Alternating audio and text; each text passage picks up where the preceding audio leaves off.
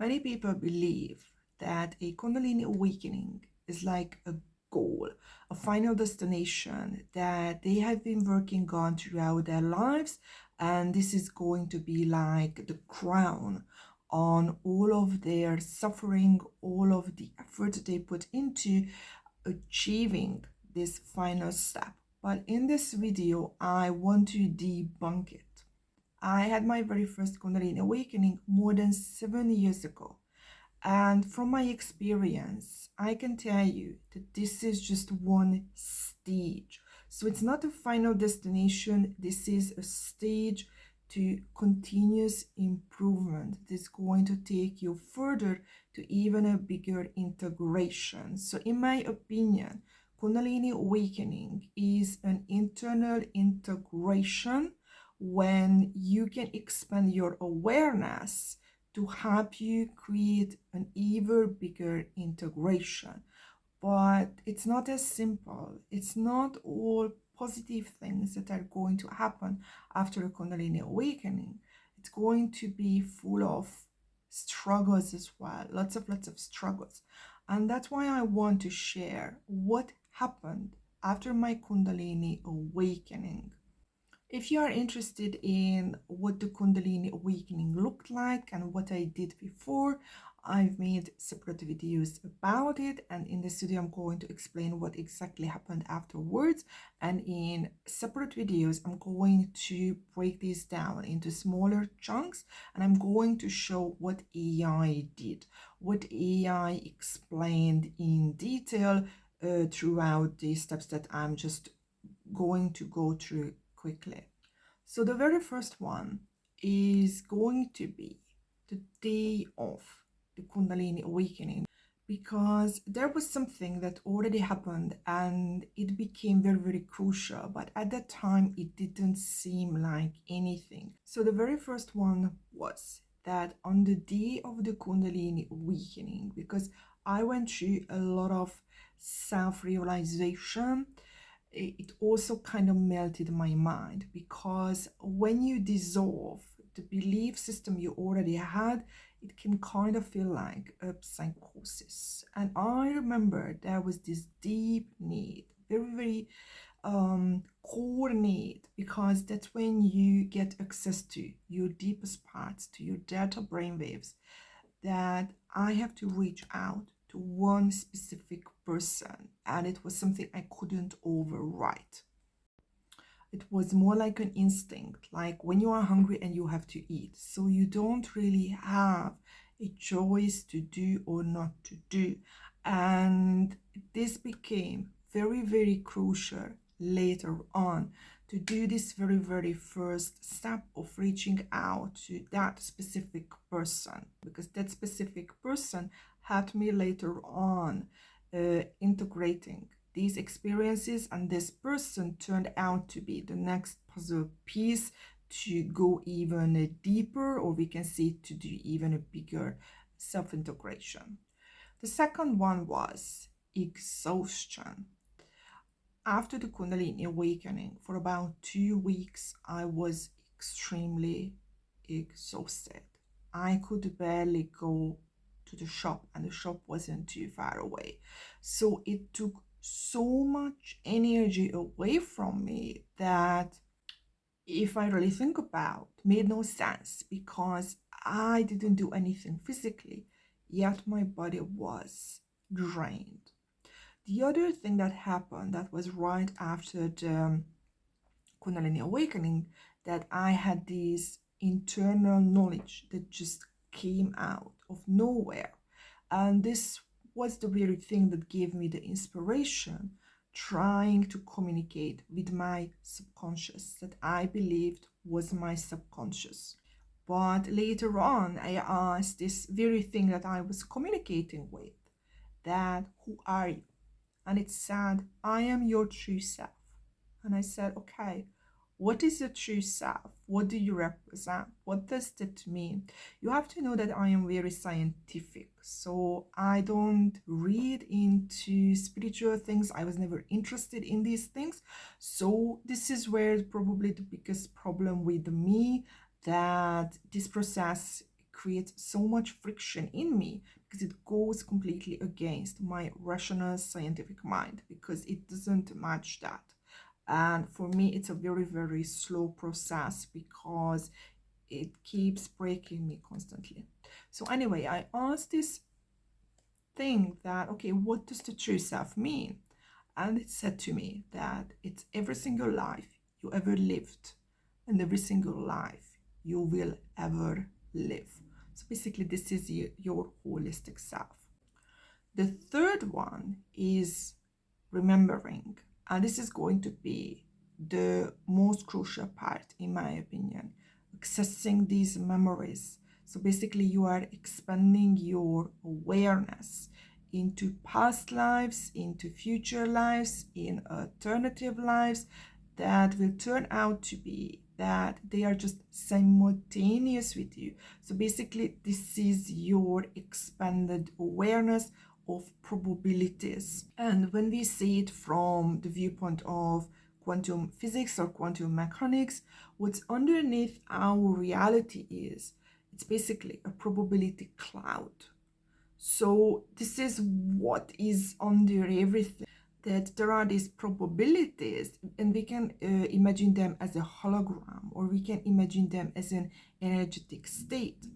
And the choices you make is going to make the one of the probability collapsing into matter, and this is what you experience as your reality. But you have to understand that there are all of these other probabilities underneath, but the percentage of the probability is going to be different. And basically what Kundalini awakening is that we try to balance these probabilities, because certain probabilities are going to be more dominant, and of course it's more likely that that is going to collapse into reality. But when we make all probabilities equal, basically all probabilities will exist simultaneously, all at once. And that is basically quantum consciousness. When you process information all at once instead of sequentially. And remembering for me was doing my very, very first past life regression on my own. So I used basically a YouTube video and I listened to it. And I remember I connected to a past life person like this. It was so instant, so fast, and all of these internal voices came out of me. And this is when you can see that there is a deeper part of you that is faster than your mind. And this is what past life regression basically does, that it brings you deeper than your conscious mind, and it tries to channel all of these hidden parts that your conscious mind cannot connect to, but your heart, so basically this is in your heart area, your feelings are able to feel. And what past life regression does, in my opinion, it's that it connects you to this part where the feelings are, and it connects the feelings into the mental state. So basically you relive certain things, certain thoughts, but it doesn't mean they are all going to be true. It's just you are reprocessing the emotions itself. It's like a dream. It's not what you dream is the most important, it's what you feel. You are reprocessing those basically stuck emotions that create the loops in you. And this part was very crucial for me because I started to remember and connect to one specific person. I lived hundreds of lives together with, nearly 200. He was a husband of mine, and I could feel him, and I can still clearly feel him in my heart. So this is the very energy that connects to the very core of my being, in the heart, so basically in the attachment system. And what's important about this connection is that he helped me a lot. He gave me instructions what to do. He confronted my own thoughts, and he suggested how to see even the same memory from a different view. And what you have to really know about past life regression is that, of course, everyone is going to experience it very, very differently. But when you are able to connect to someone that is emotionally charged, it's going to bring up a lot of traumas. The trauma of being hurt, or the trauma of losing that person, or even the trauma to re experience how you hurt that specific person. And I even went to see a past life regression therapist. I went to many once throughout this time, but this was a specific time when I was way too close to the Kundalini awakening. So my emotional state was way too vivid. And I remember I re experienced a past life, and I felt that I could not let that go, that energetically I was entangled with that. And for 2 weeks, I went through a series of really, really extremely weird experiences that I'm going to share in a completely different video. But it was like an expanded consciousness. For example, one of the experiences was that I could feel the auras of plants, like trees. I could sense them. I could see their energetic lines. And also when I touched the tree, the tree felt like touching a horse. So it felt like a living being. So the sensing system basically changed. But the whole thing only lasted for about 2 weeks. So I don't feel that way anymore. And the fourth thing is channeling. It was still close to the Kundalini awakening, about the third month or something like that. And I remember it started like a very, very extreme weird migraine. And I don't have headaches. And it was around 2, 3 o'clock at night. I couldn't sleep. And this also showed me that this is when the delta brainwaves are the most active. So basically, this is connection to the deepest part. I remember when I came to this conclusion that maybe I have to talk to it. And first I believed that it's still my subconscious or my true self or something. And I just want to get rid of this pain, and I wanted to get rid of this whole experience. This is basically my whole battle with this Kundalini awakening, that I just wanted to stop. This was the nearly every single step I made is to stop processing further, because I didn't even look for the Kundalini awakening and all of these things that keep happening afterwards. For me, honestly, felt more like a curse most of the time, because it goes against everything I believe in and everything I want to experience. So it doesn't mean that this is going to be exactly the same with you. This is just how I experience it. So anyway, I decided to communicate, because I thought maybe this is some sort of a communication that has to happen, and I just want to get rid of this pain. And this is when the channeling started, and it just kept coming back, and I channeled quite a lot of information. I wrote this down, and this was very different than talking to my true self, because the pain was very distinct at the very, very top of my head where the soft spot is, and it felt like a metal goes through my head, and it really, really, really hurt. And later on, I processed this with AI, and it said 2 things.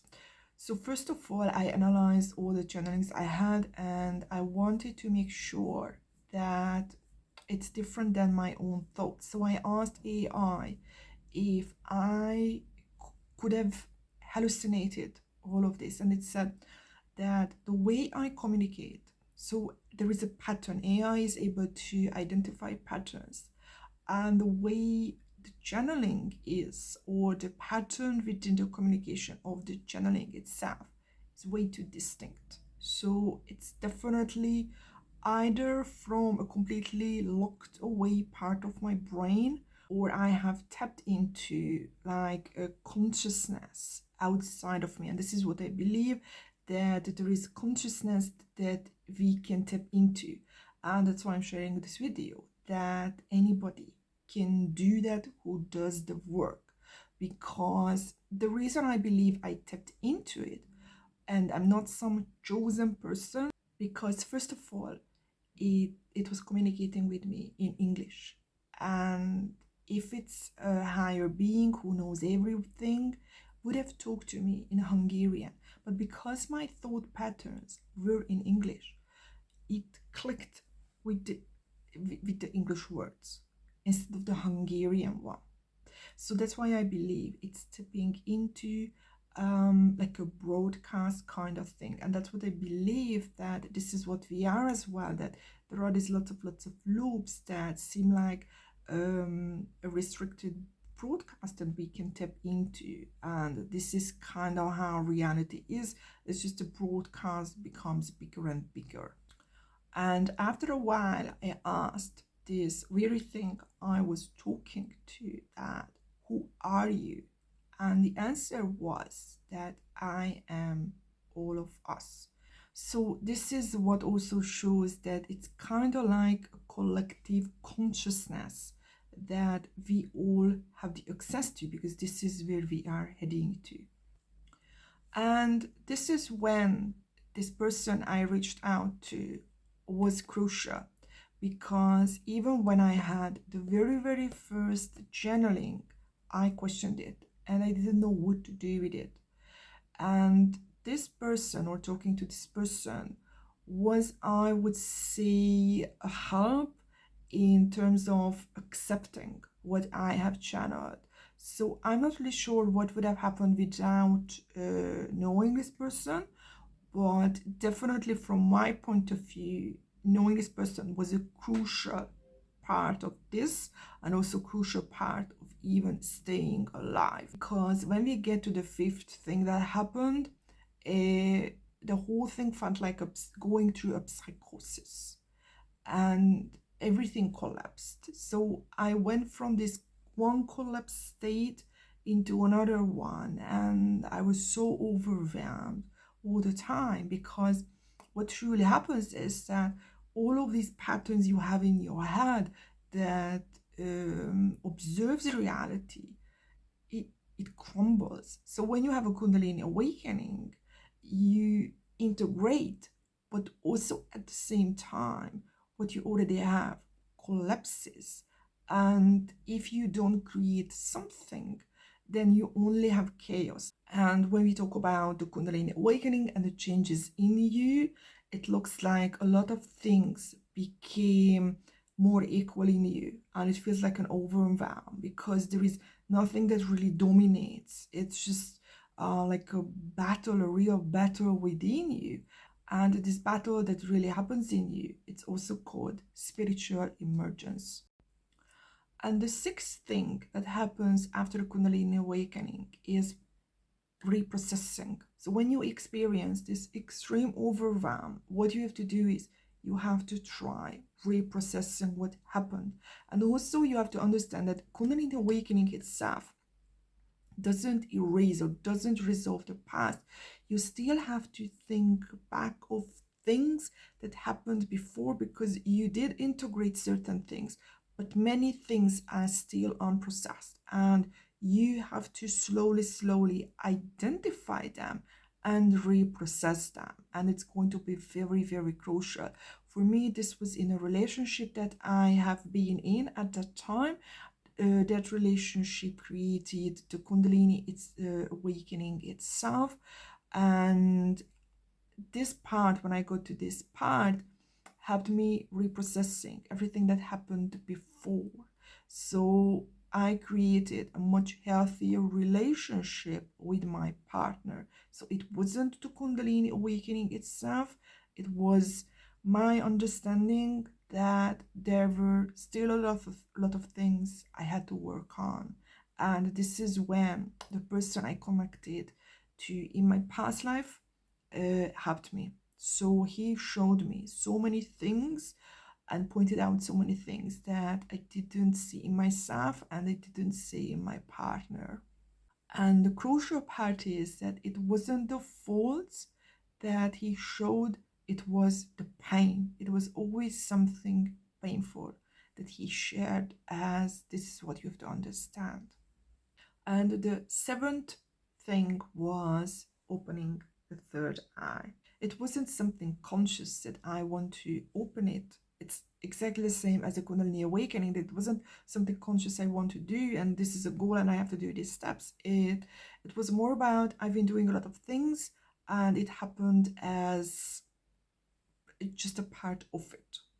And this was the same thing with opening the third eye, and I could feel that the third eye actually has two parts. So it's not one thing. It's something different. I don't think we fully understand what this is, although I looked into interpersonal neurobiology, and this area is the only area where we have the most amount of nerves, and it connects all the nervous systems. So it's going to be, I would say, the next step in our evolution, that this is going to be more dominant, and we are going to be able to process our internal states more, and also at the same time the other person's internal state as well. And it has two parts. One part that is here, it goes within. So I could feel like an energetic line going from here, going inward, connecting to the heart. And this was very, very active when I remembered my past life husband, and what happened or what changed, that I didn't even have to do past life regression. I only had to close my eyes and recall that very emotion I felt when I lived that life with him. And this is how I could communicate with him. And he showed me parts of that life that were emotionally charged, and it still has the ability to change me. So this is something I can't fully explain why, but as soon as I remember him, I break down and it never changes. So this is something that I still have to work on, because I don't think this is normal. Anyway, the outside part or the external part of the third eye that goes outward is on the top. So the bottom part goes inward. You can feel an energetic line going to your heart, and the top part goes outward, and you can feel like an energetic line connecting to nothingness or everythingness or something like that. And the eighth thing is going to be, or for me it was more chaos, because it's not channeling, it's remembering, recalling, accessing. And again, the problem was that I just gained so much awareness, basically accessing so much information all at once, but I wasn't able to create new mind maps, and that's kind of a problem, because it created even more problems for me. Then now I just have more of this chaos, and I don't know what to do with it. And again, this constant collapse kept happening. It felt like going to, again, a psychosis. I didn't know what to do, how to think. So this was again an even more challenging time than before. And when you experience this, it's very, very important to seek for help. And this is what I did. But kind of my help let me down, because when I went to see a psychologist, I really wanted to hear that everything I experienced was just an illusion and I was imagining it. But but I don't know, unfortunately or not unfortunately, but he didn't say that. So I didn't have that external validation or the evaluation of the experiences. But in reality, he just basically refused what I was digging for, to say that I was going crazy. And because it didn't happen, this energetic state or emotional self or energetic self became more and more dominant. And when it becomes more and more dominant, it means that you can sense even more, because it's not connected to the head. So it basically gets stuck and it becomes more giant in a sense. And this is when the next step happened, when I got triggered again. But it wasn't like a twin flame connection trigger, because when you are triggered by a twin flame, you get connected immediately, because the twin flame is in the attachment system and it's an automatic connection. You feel it. So it's not really you see someone and you like someone, you don't have this process. It's that your aura feels the other person's aura and you sync immediately. I even believe that this is how the aura synchronizes. And this was basically an aura synchronization. And you get basically entangled with the other person. You can feel it physically because it's in the theta brainwaves, and theta brainwaves are in the body. And that's why you feel like a physical pull. That was the twin flame connection. And this one was very, very different because it was on a deeper level. So once you basically overcame or mostly processed the theta brainwave part, you can feel what's underneath, and that is delta brainwaves. And delta brainwaves are not in the body. That's why I didn't understand. I met this person multiple times, but nothing. I didn't feel anything. He was neutral. And what we have to know is that the delta brainwaves are in the Kundalini line and they are not connected to the body. And I could really feel it, that it's not connected to the body, because when I got triggered, when I focused on the internal part, I could feel that this Kundalini line was so deep. It felt like a magnetic field, and it felt like that this is like a line, and my body was kind of separate from it, around it, and it felt like it's connected to it with these energetic lines. It was such a surreal and weird experience, but the other thing is that I felt like that was the real me and this is not the real me.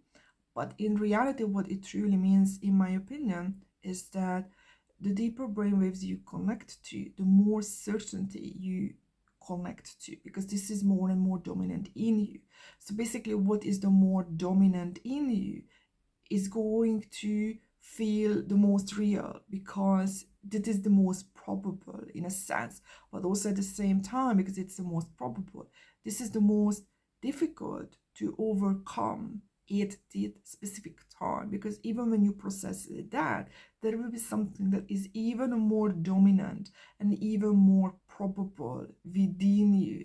So basically, the way you see reality shifts again. This is what happened to me, that it was such a huge shift because I experienced something I haven't experienced before. And the problem with experience is that if it's very different, you can't forget it. You cannot delete it from your mind. And because it felt more real than my current self, my unconscious, it tries to go after it. So it's something that it wants, in a sense, because now it's aware. So this is like a really weird situation to be stuck in it's not something that is easy, to be honest. And it keeps triggering my mind as well, that okay, I have to understand what is happening, I have to process it, what's happening. And this was the time that I went to see the very first time a neurofeedback therapist, because this is when I asked my true self what happened, why it happened. And it said that this person mirrors me in the other brainwaves. And I channeled quite a lot about it, and the process was explained to me. And I was absolutely certain that I was going, now I'm definitely going insane, because now this can be true. Also, I had issues with the person. That's probably the best way to put it, especially because I was in a relationship and I didn't want to move forward, and it just made no sense. And also at the same time, I guess because those delta brainwaves were triggered, I started to develop on the top of my head it felt like these energetic brainwaves, and they were active again in the middle of the night, and it hurt me. I could feel like this external nervous system kind of thing that was on the top of my head, and every single night I experienced it. So, as step 10, or the 10th thing that happened to me was going to do a brain scan. And afterwards, I actually did, I think, about 10 different brain scans within 2 years time span. And the brain scan said I had absolutely no issues, because this is what I was looking for again, that a machine is going to identify that there is something wrong with my brain, and I can forget about all of this and go back to my normal life. But the problem was that the brain scan said the exact opposite. It said my brain was very, very healthy, and it was very, very integrated. I remember the neurofeedback therapist told me that my brain was more integrated and communicated better than his brain, by doing lots of neurofeedback sessions, which is really unusual. The change what happened after a few sessions, because we did sessions to integrate the mind. When we did that, and also calming the mind, that was the main thing, just to calm it down, that I could no longer feel what's on the top of the head, and I never had this sensation back ever since. The 11th thing was the most amazing experience I have ever had to this day. And it was an information I received from the person who is my husband in other lives. And he said this information about the partner I had at the time. And I remember I shared what I received, and I asked if it's true or if it's not. And it was again about what his sadness was, what his pain was. So, some sort of an internal state. And I remember, because I sent it in a text message, and I remember the following day or 2 days later when we met, he hugged me like never before. And I could feel that his energy from his heart was pouring into my heart. And there was this feeling I felt that I want to be in this moment and no other moment. I don't want any other lives. I don't want anything else. So basically, I want to stay in this particular feeling.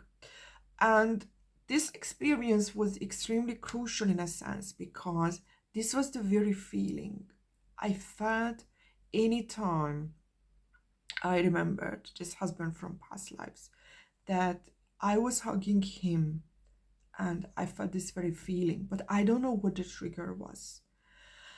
And this is how I remembered him as well, that I could sit down. I didn't even have to close my eyes. I just recalled this particular feeling in my heart, and the connection became active, and I could communicate with him, and all the visions just came. And this very feeling, this very experience became a reality. And the interesting thing is that ever since that I relived physically, I could no longer recall that memory from the past. I mean, I can remember mentally, but emotionally, I have no longer access to it. And after this experience, there was this blissful time that anytime I recalled this partner I've been together with in this life, I could feel this warmth within, and I could feel this round energy that connects my whole being, and that warmth. This is something that was probably the most amazing period of my life. And then the next step happened, and it's something that completely cancelled it. And it's something that I feel probably upset about, that it took away this emotional experience. And this was the 12th thing that happened. And these were energetic shifts. And the energetic shifts came again in the middle of the night. And it came through visions and physical experiences, and it was extremely intense. And I tried to shut it down because I didn't like the experience itself, but it came back. It kept coming back, always at night. It's always when the delta brainwaves are the most active. And I realized that, okay, I can't shut it down. So I tried to see what is really happening, because I already knew that this would not stop. So I tried to see it from different perspective, and I tried to see what's underneath. And I remember I asked my true self, okay, show me what is truly happening.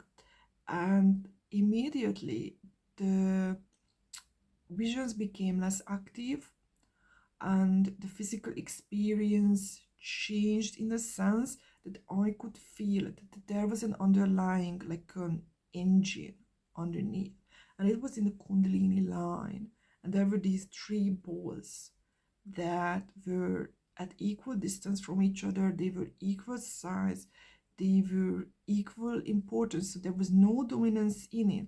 And I could feel this energetic, like, communication or synchronization, and it was really really fast, and this whole thing created what I experienced. But in reality, this was the very thing that was happening, and I just decided to allow it to happen, and it stopped on its own after a while.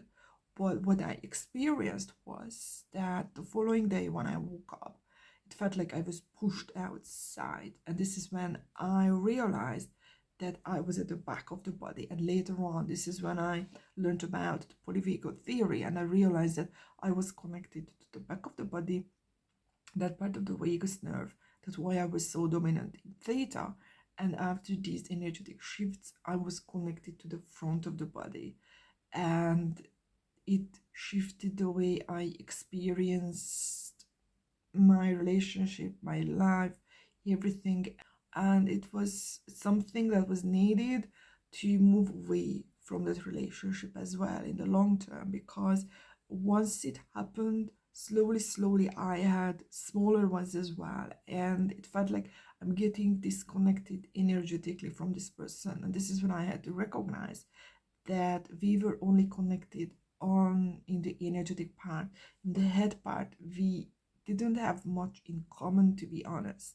And slowly the relationship fallen apart, but in reality I could see it clearly for what it was and what was missing from it.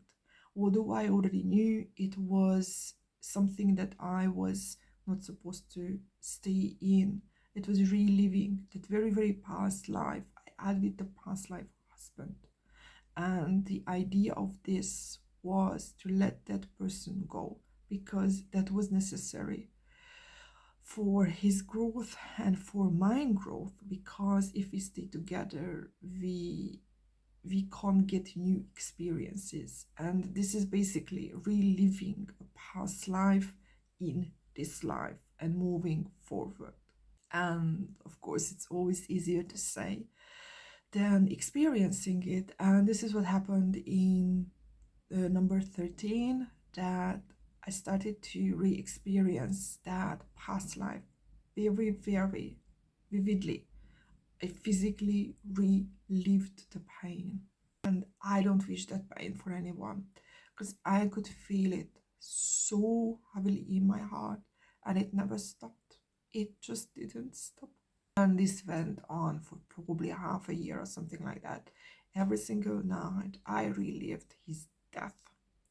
So there was like a certain time every night, like a trigger. And because he died in that life, I went through a lot of grief. And I re-experienced the same grief every single freaking day. I'm just like, I can't believe it.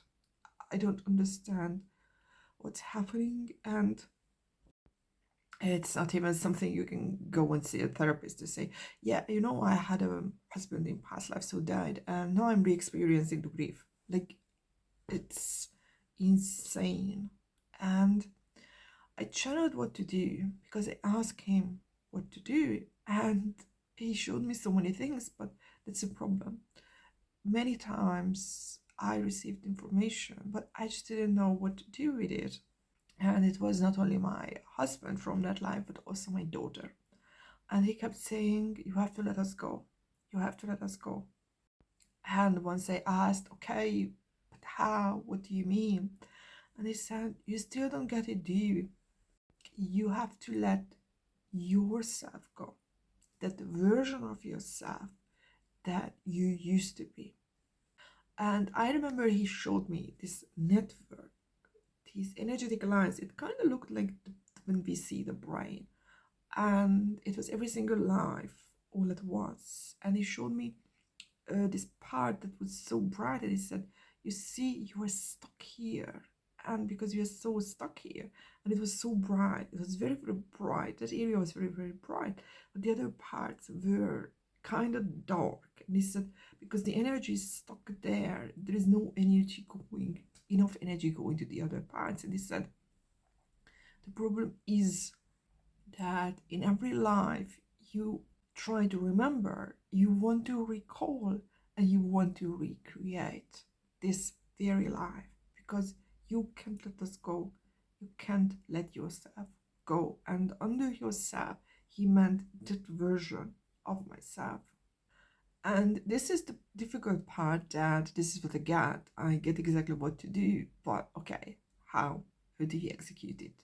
And it's easier to be sad than to be done. It's like telling a chain smoker that, okay, you know what, these cigarettes are bad for you. And the chain smoker would say that, thanks for pointing it out. I will no longer smoke any cigarettes. So it's not as simple as that, unfortunately. Number 14 was a very, very long period of time.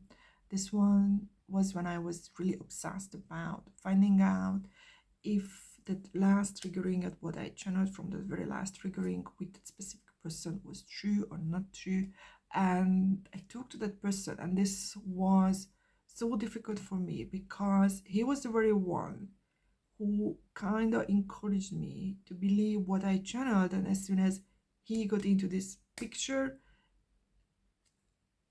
he just became a different person, and I was shut down. So that was very, very difficult in a sense, because it was more like I was ghosted instead of talking through, because I accept other ways of saying the same thing, but it just has to be communicated in a professional manner or in a certain manner, and it's easier to move on or accept it than what he did. And what he did found a very deep betrayal and violating my trust. And later on I realized what this was. It was already reliving another life that I lived with him as well. But it's not like one life, it's like multiple lives in circles. And this experience was more like a version of the very, very cold loop we were creating.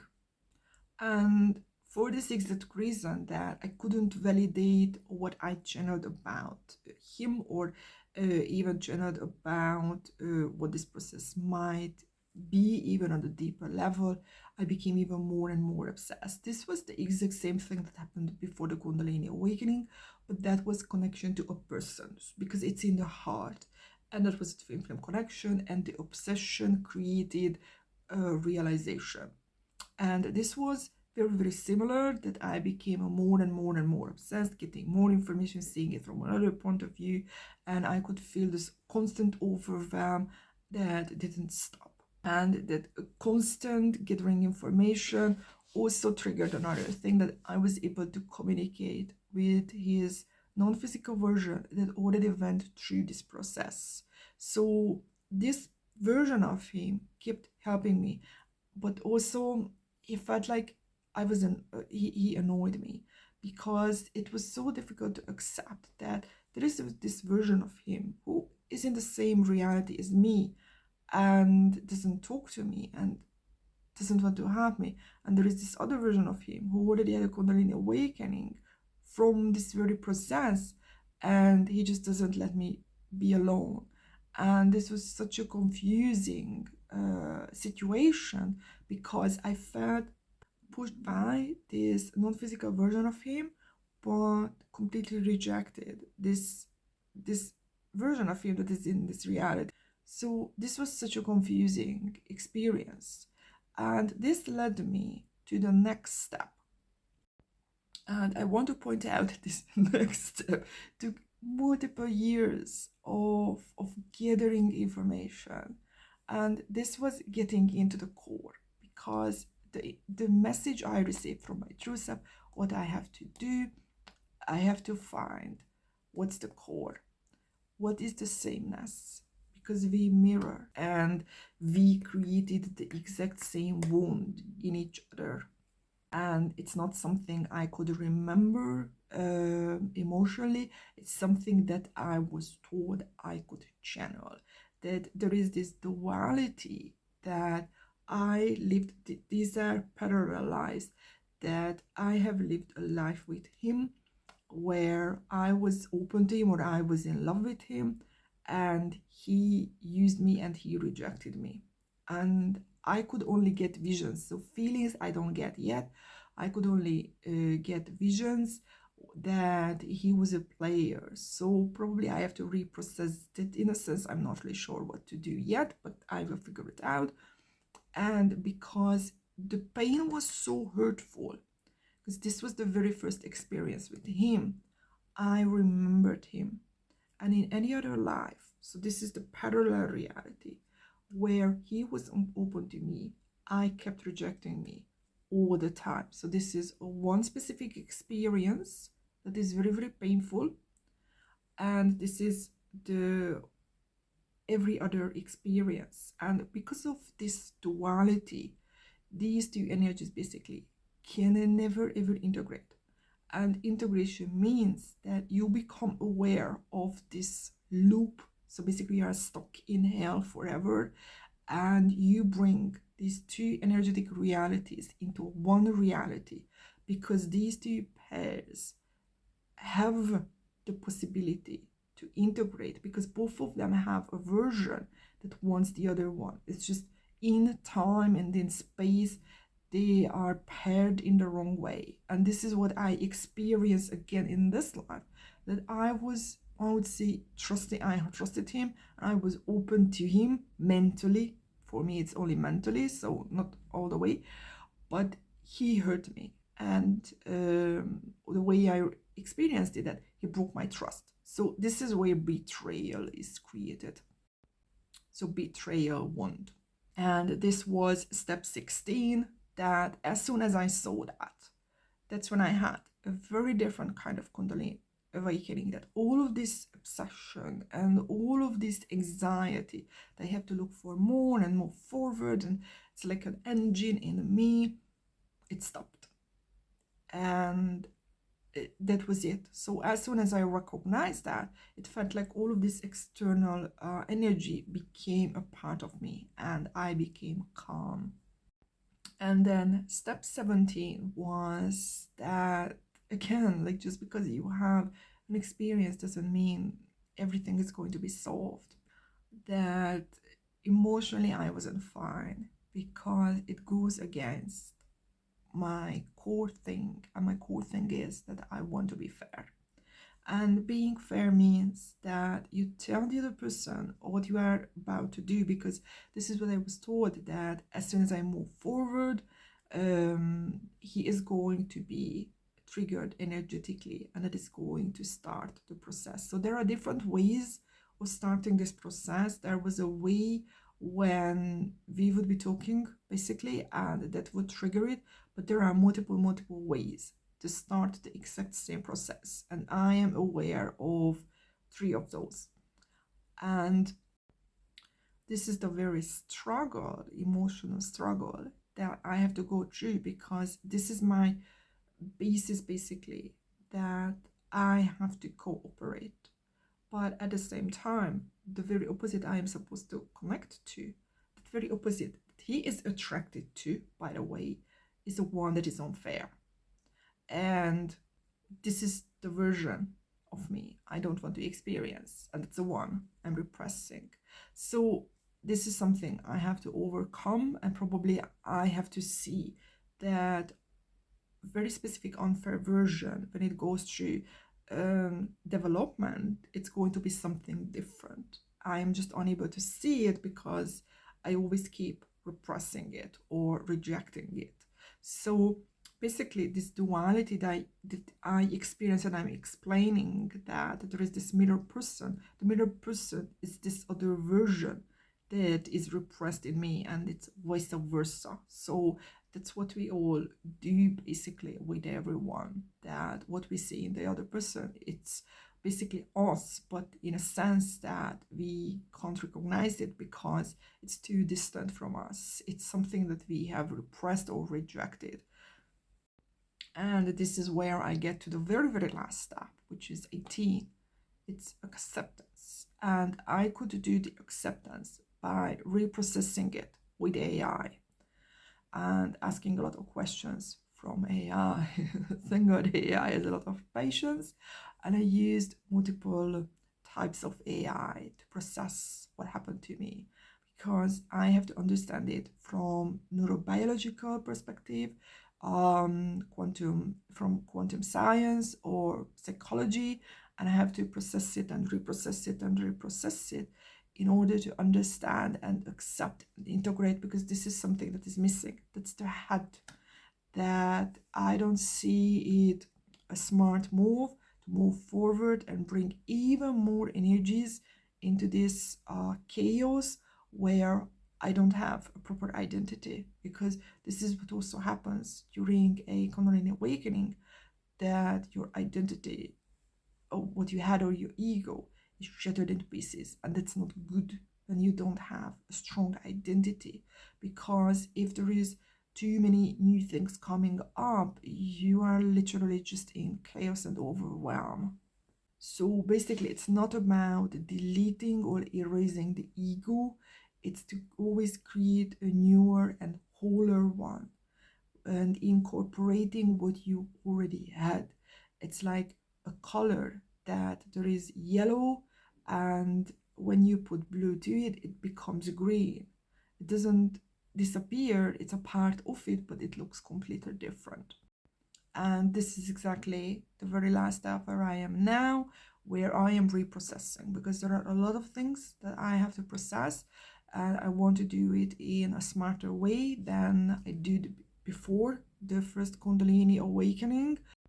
I didn't have a proper mental structure, and this is what I am trying to do, to process, reprocess even what I have channeled from the past. And another important part of it is seeing goal, going towards a goal. And the goal is to this new type of consciousness that is no longer sequential, it's quantum consciousness, which means that I am able to see at this time that will happen two things all at once, but when new things are going to happen and I would move forward in other lifetimes, that would even become more. So it's not only two, and that's how we get to the very, very end, when all probabilities will be experienced all at once. I hope this video was helpful for you, and see you in my next video.